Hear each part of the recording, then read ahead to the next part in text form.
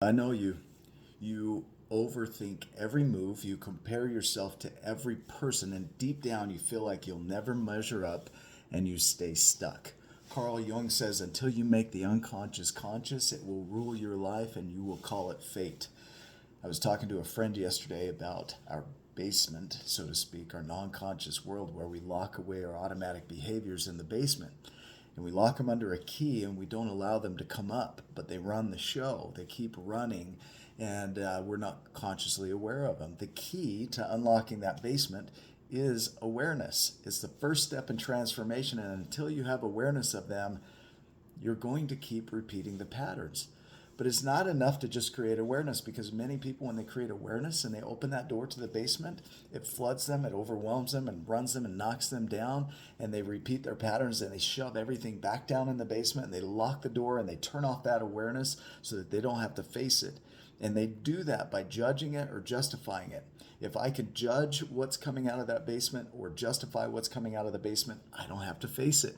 And that's what you're doing. You're getting stuck in this space of judgment, justification, shaming, measuring, where you're never enough. And you're never enough because you won't allow yourself to be enough. So what do? You numb out by seeking external validation from people around you, and you want them to make you feel better. And they do for a moment. You get that hit of dopamine, and it raises your energy up so you don't have to face those heavier sensations and emotions, and you cut yourself off from healing them. If we look at the key to transformation, number one is awareness. Number two is acceptance, which is acknowledging what is. But all of this, the power of all of this, is in your attention. If you think about the concept of an attending physician, what they do is they tend to the person that's wounded or needs healing, and they sit with them until they heal. In our lives, we need that attending physician. So when we open the door to that basement and these things come up, we don't want to battle them. We want to befriend them. So instead of fighting them and resisting them, instead we want to get them some cookies, some milk, and say, sit down, let's talk. And you talk to those sensations, and you talk and you give your attention to those automatic behaviors, and you give your attention to acknowledging what is. Everything is about attention. The word attention comes from the Latin tendere, intendere, which means to stretch toward. It comes from the idea of a tendon, like in your leg, it stretches. So as we give our attention to things, they grow. If we take our attention away from things, they don't grow. But if we lock them in the basement, they just run around free, and they don't die and they don't grow. They just run. They're automated. So what we need to do is take those things that are in the basement, like Carl Jung says, bring them to the surface and give ourselves tools so that we can navigate sitting with and attending to these automations so that we can start to rewrite those stories. Because until we rewrite those stories, they are going to run.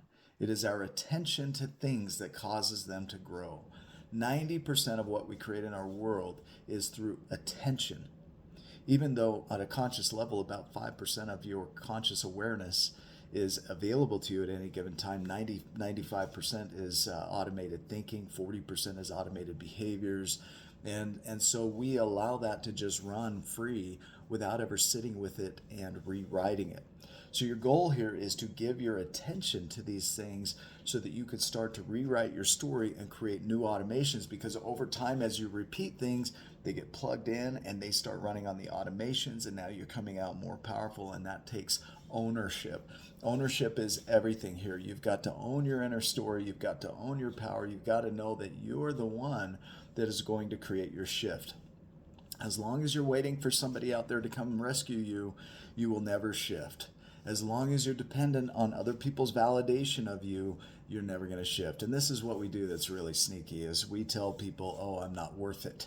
I'm not good enough. And they say, oh, come on, you're great. And we get that little hit of dopamine that we want. And that hit of dopamine keeps us from visiting the shadows. And so we don't have to, because we got our dopamine hit, and therefore we get to be justified in our story and stay stuck. And that's a problem, because your problem is your problem. Your problem is the problem you created. Your problem is the problem you repeated. And that's what keeps coming out of you into the world. So the way to shift it is to really be conscious of it and attend to it.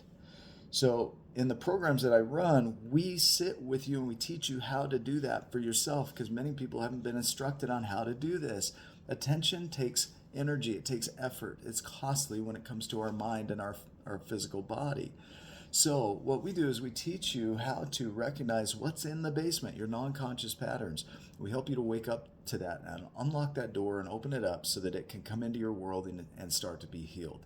We're going to teach you how to sit with your sensations, your emotions. We're going to teach you how to accept your life as it is without resigning to it. We're going to teach you how to see the positive in everything, and not from a toxic positivity, but from a reality where you can see what is and start to shift it in a new direction.